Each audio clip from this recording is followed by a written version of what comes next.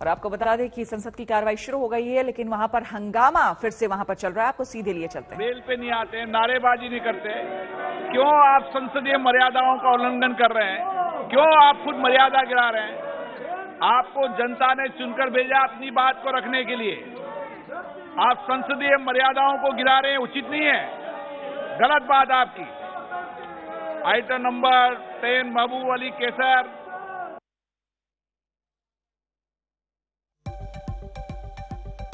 बाकी कार्यवाही आपको हम दिखा रहे हैं, जहां पर कार्यवाही तो चल रही है, लेकिन हंगामा भी साथ ही साथ हो रहा है।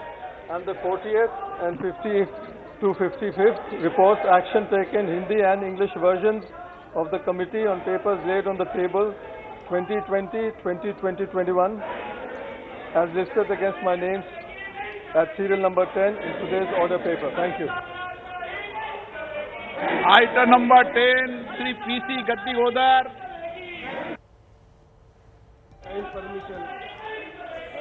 तो आपको हम बता दें कि लोकसभा की कार्यवाही यहां पर चल रही है, लेकिन साथ ही साथ आप सुन भी रहे होंगे कि लगातार विपक्ष का यहां हंगामा भी हो रहा है। दरअसल ओबीसी संशोधन बिल को लेकर सदन में चर्चा चल रही है।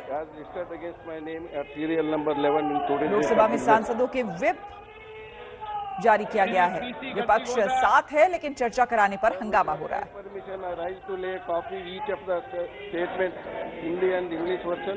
Showing further action taken by the government on 14th, 15th, 20th and 21st report of the Standing Committee on Agriculture 2021 as listed against my name at serial number 12 in today's list of business. Thank you. Item number 13, Sri Vishnu Dayal Ram. Sir, I beg to lay on the table a copy each of the following two reports, Hindi and English versions of the Standing Committee on Home Affairs. 233rd report on action. तो एक बार फिर लोकसभा में हंगामा शुरू हो गया है। लगातार विपक्षी दल जो है वो हंगामा कर रहे हैं और विपक्षी सांसदों crimes against women and children and 234th report on action taken by government on the recommendations of the observations contained in the 232nd report of demand for grant 2021-22 of the Ministry of Donor. Thank you, sir.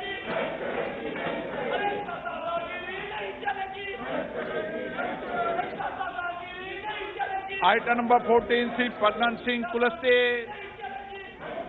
अध्यक्ष जी, मैं आपके अनुमति से आज की कार्यसूची के क्रम संख्या 14 पर मेरे नाम से उल्लेखित कागजात लोकसभा के पटल पर रखता हूँ। धन्यवाद।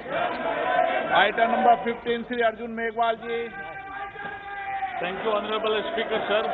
With your kind permission, I rise to move that this House to agree with the 24th report of the Business Advisory Committee presented to the House on 9th August 2021 on behalf of my senior colleague Prahlad Joshi ji. Thank you.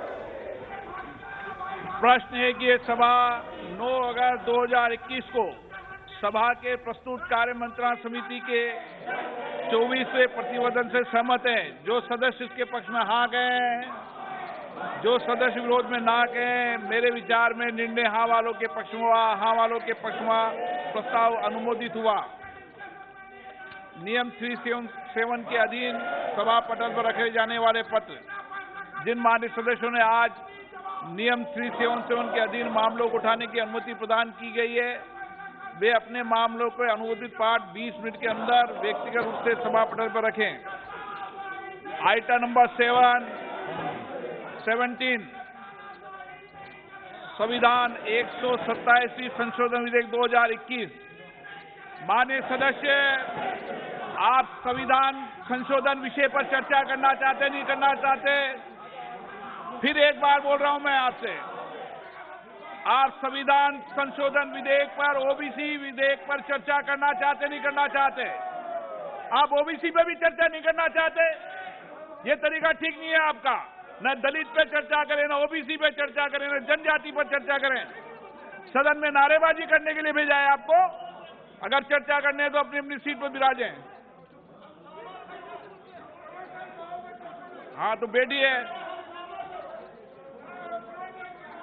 आप चर्चा नहीं करना चाहते सदन में। कल आदिवासी दिवस था, पूरे विश्व में आदिवासी दिवस मनाया। जनजाति समुदाय के आर्थिक सामाजिक विकास में भारत की यात्रा पर चर्चा करना चाहिए आपको। बैठिए अपनी सीट पर।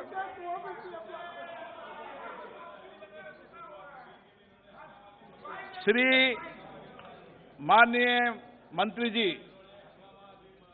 आप बैठ जाइए, आपको इजाजत दी है। माननीय अध्यक्ष महोदय, प्रस्तावित संविधान संशोधन 127 के स्थान पर 105 संविधान संशोधन विधेयक पढ़ा जाए। आप थोड़ा इंट्रोड्यूस कर दें। धन्यवाद।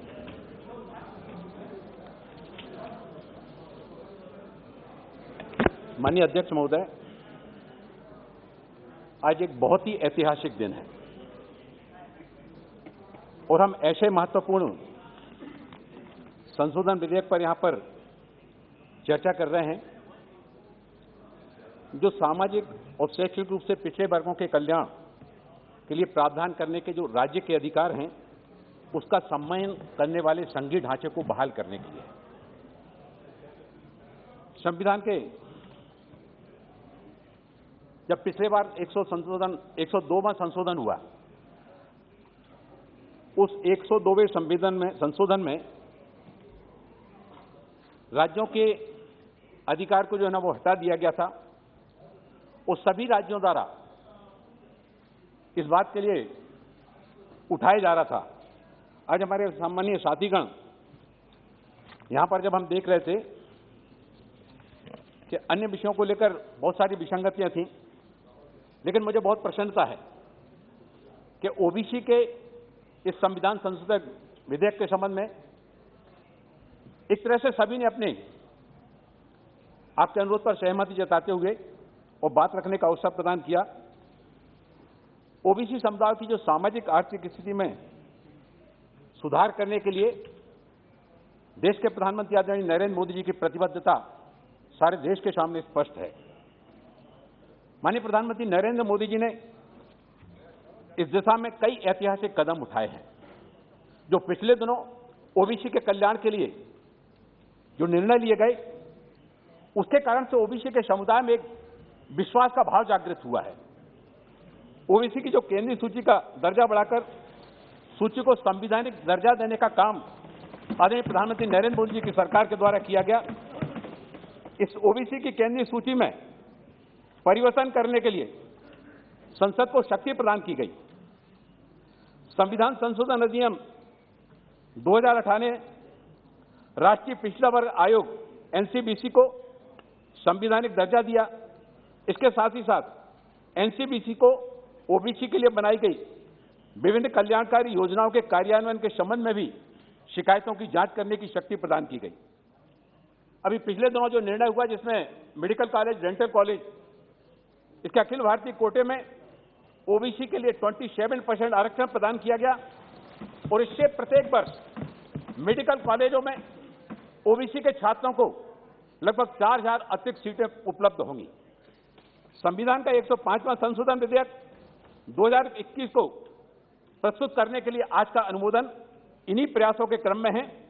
यह संशोधन ओबीसी की अपनी राज्य सूची को बनाए रखने के लिए राज्य सरकारों को शक्ति बहाल करने के लिए संशोधन आवश्यक है, जिसे संविधान 102वां संशोधन अधिनियम की व्याख्या करते समय सर्वोच्च न्यायालय के द्वारा हटा दिया गया था। यह संविधान कई महत्वपूर्ण कारणों से महत्वपूर्ण है। यदि राज्य की सूची को समाप्त कर दिया जाता तो लगभग 671 ओबीसी समुदाय जो राज्य सूची में शामिल हैं उनको शैक्षणिक संस्थानों और नियुक्तियों में आरक्षण का लाभ नहीं मिलेगा।